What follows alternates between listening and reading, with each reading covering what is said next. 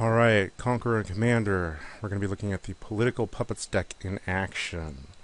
First thing to note right now is that the Political Puppets deck comes with a banned card in the format, and I had to replace that with Minds Aglow. I felt it was a political enough card and was a draw card that it could go ahead and take the place of Trade Secrets. That's the card that I was thinking of. So, Minds Aglow instead of Trade Secrets. I don't know. It worked out alright, I guess. My opponents are Glissa the Traitor, who's going to have a bunch of little artifacts, some creature kill. Karador, who's going to usually some sort of recursion and grinding, and then Teneb, mass recursion as well.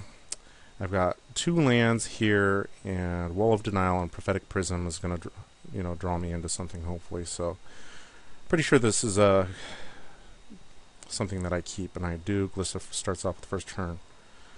Forest and Karador. Everybody just plays lands early. Let's move that right there.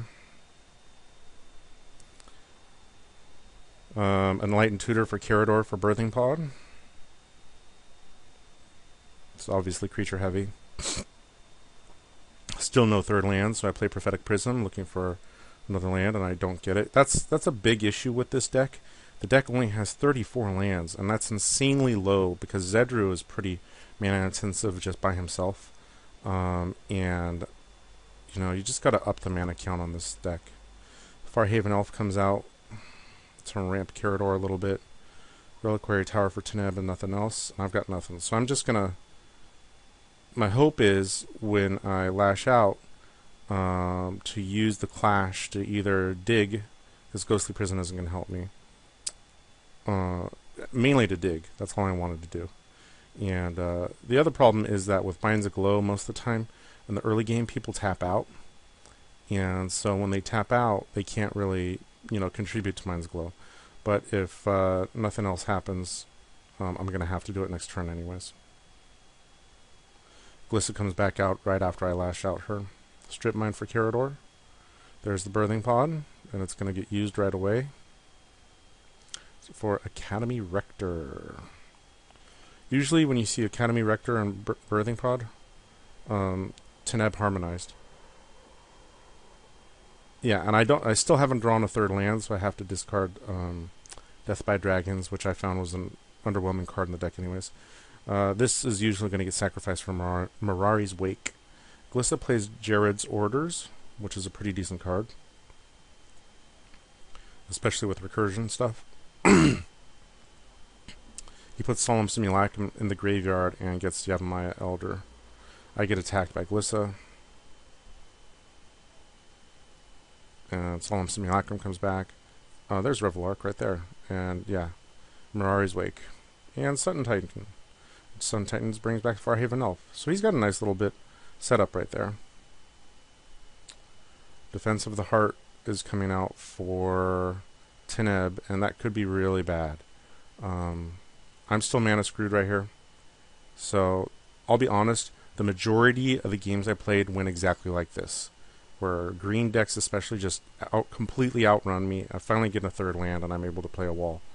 And I'm never able to catch up with mana. There's Thran Dynamo. Solemn Simulacrum. It gets sacrificed to High Market to draw a card. And there's another Swamp. Oh, Strip Mine right there. 2 Strip Mines out.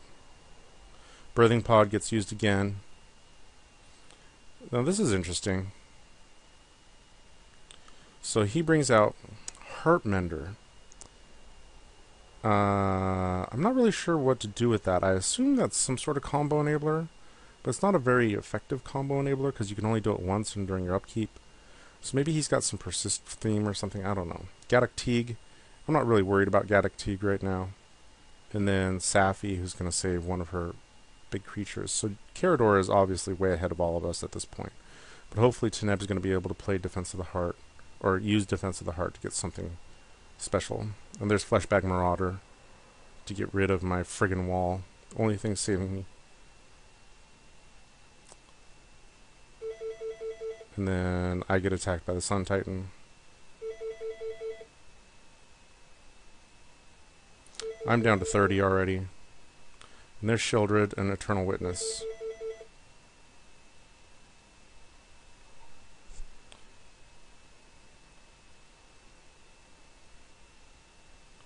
So, okay.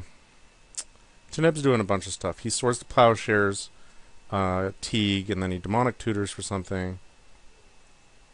And he went and he got Eternal Witness to bring back Defense of the Heart again. But he couldn't play it until Teague was gone.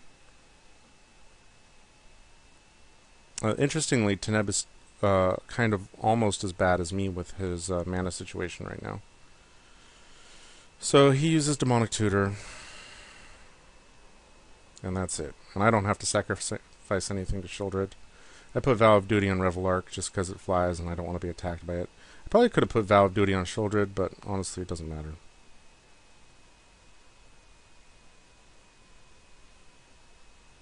So let's see what Glissa does here. Mana Reflection. Solemn Simulacrum. Sacrifices it to High Market. Plays Living Death. Kubow! It doesn't really matter because it just wipes the board of Shieldred and some other stuff. And Karador ends up being everything back. And I lose my wall to the Fleshback Marauder. And you have my Elder gets sacrificed. And Juniper Order Ranger. That's fun. Alright, so essentially what's happening is Karador is using Birthing Pod to just go nuts. He's sacrificing a bunch of stuff. He gets Puppeteer Click out. Puppeteer Click with Heartmender. I'm sorry, not Heartmender. With Juniper Order Ranger is a nice little semi-combo. I'm still at 3 lands. All these guys go after Teneb.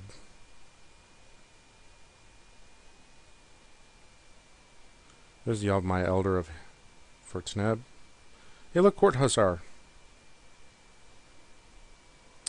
Oh, okay, let's see what I got. Hey, it's a bunch of mana sources. Yay. So then I play Mind's Glow, and there's enough people with untapped mana out there where people are going to be able to draw a bunch of cards. Alright. What I end up discarding... Stop, damn it. Stop. Is stuff with a lot of red mana in it. Wild Ricochet. Ruhan isn't going to really help me. Numot. Because I don't have any red mana out there. What I really need at this point is defense. Because all these guys are going to be coming my way eventually. Glissa's going to Grim Tutor here. For Mindslaver. Sweet. So he Mindslavers Karador. And then he cultivates...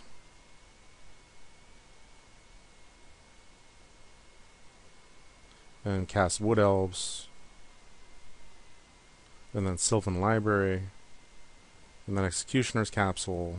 I mean, he's got a ton of cards in hand, so he's just dumping his hand. Then he Tooth and Nails for Sepulchral Primordial and Sylvan Primordial, the Terrible Twosome. Let's see what he gets. Oh yeah, he blows up one of my lands. I was annoyed by that, but whatever. And he blows up one of Teneb's lands, and he blows up the Birthing Pod of Karador with the Sylvan Primordial. And then he grabs Numot, Eternal Witness, and Revelark. And Eternal Witness is going to grab Tooth and Nail. Oh no, he doesn't grab Tooth and Nail. What did he grab? Mindslaver. And then he Nature's Claims Mirari's Wake. Nature's Claim is a good card. So all of a sudden the tables are really turned here because Glissa is now in complete control.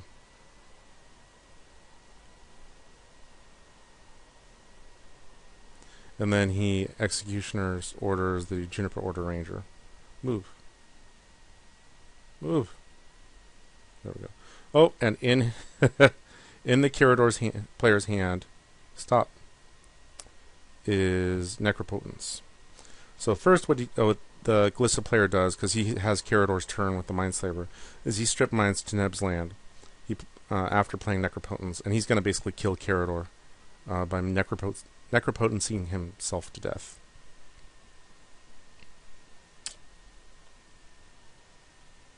And then, yeah, see? I'm just hosed.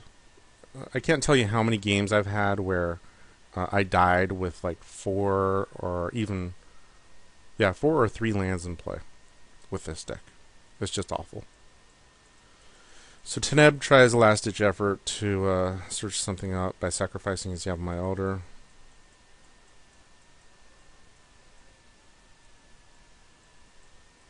The good thing is that the Glissa player offered to concede to let us play it out, but I was just like, dude, why not kill us? I mean, I'm sure you can do it.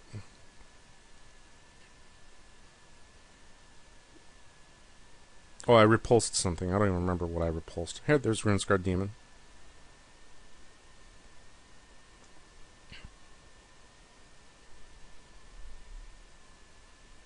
What does Runescarred Demon play? Or get? Come on. Why are we hesitating? Oh, I repulsed Numot the Devastator. Oh yeah, look at that. It's in my hand.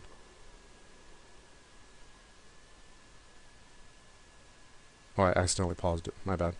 Puppeteer click comes and grabs something. Oh, Grave Titan. And he sacrificed some high market or something to high market. And there's Divinity of Pride. And he takes out Teneb first. Something gets condemned. Doesn't really matter. Teneb goes down to 9. Oh, maybe it wasn't Grave Titan. I don't think it was, but he regrows the condemn. Or Demonic Tutor and Demonic Tutors for something. Fog Bank, and then I journeyed, or I put Prison Term on something. Oh, Sylvan Primordial.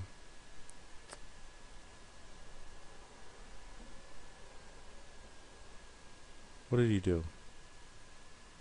Lightning Greaves on something. Is what's going to happen. To the nail. He had to, yeah, he must have regrew it. For Wormkill Engine and Kokusho. I moved the Prison Term over onto the Wormcoil Engine. This is pretty much the killing blow, I think. Oh. Well, he killed Teneb.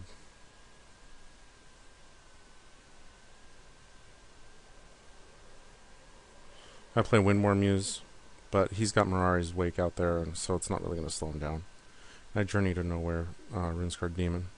Which is a bad play, honestly, because if he can like disenchant the Journey to Nowhere or something, he gets to tutor things up again. He duplicates my Windborn Muse, and then attacks me. And that's the game. So I'm sorry, I did have 6 lands at the end of this game, and another one in my hand. But it's just too late to really do anything of consequence. You could definitely say that the Glissa player was helped by the Minds Aglow, but honestly, without the Minds Aglow, I wouldn't have drawn the extra lands that I had. So, double-edged sword. I don't know. Alright, thanks.